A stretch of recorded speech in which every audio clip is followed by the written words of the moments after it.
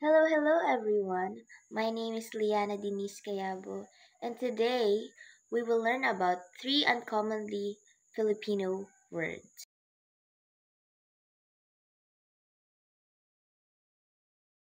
Our first word of the day is bulalakaw.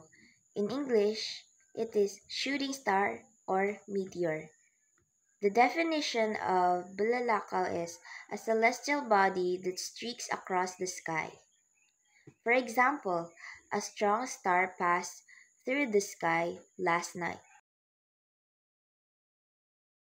Next word is dupil, or in English, it is amulet. It is an ornament or small piece of jewelry thought to give protection against evil, danger, or disease. Example, he wore the amulet to protect him. Our last word for today is sambat, or in English, it is fork.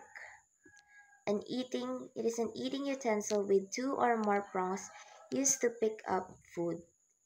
Example, JR is not used to eating without a fork.